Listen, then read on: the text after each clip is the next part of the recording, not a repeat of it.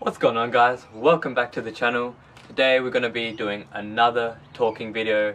This topic is going to be about something that I wanted to cover for a while, and that is a mistake that all people who are trying to increase their vertical make. It's something that happens amongst almost everyone, whether mostly when you're starting out, you don't really know what you're doing.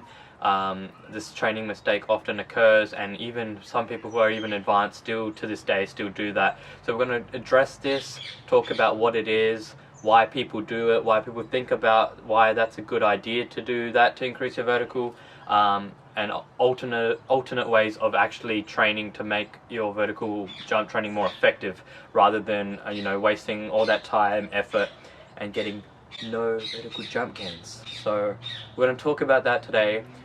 The main thing that I want to address is when it comes to training for your vertical or training in general, the number one thing people think is the more fatigued I am, the more effort I put in, the bigger reward it will have for me.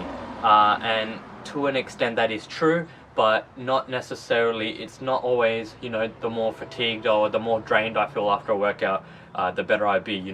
It's like saying going out and jumping for 8 hours in one shot was going to make you jump higher than jumping for 2 hours. It's not necessarily true. It can lead to overtraining and just ineffective training. So when it comes to vertical jump training, or when it comes to training in general, you want to train specific to what you want to improve, and that means training at that specific intensity, training at that specific duration, that specific frequency, etc. So if I wanted to train to increase my vertical jumping is an explosive movement, so I want to train explosively. I want to make sure that I'm not fatigued when I'm doing my training. I'm not doing high amounts of reps that are going to fatigue me, and I'm keeping the reps nice and short, so that I'm working on that explosiveness, making sure each rep is as explosive as possible, the last one is as explosive as the first, and that it's the same intensity as a vertical jump.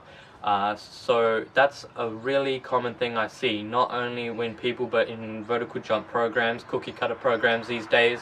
You see a lot of programs that have incorporated too high of a rep range into where the athlete is just working on their endurance. So that's a major thing. Just make sure that whatever you want to do, the intensity is specific to that. Another thing is duration also. For example, if you wanted to become better at improving your 3-mile run or 3K run, whatever it is, then you would run 3Ks. You would try do that same type of activity to become better at it. You would incorporate different types of continuous training and aerobic training. So with vertical jumping, you wouldn't necessarily do a lot of high reps all the time.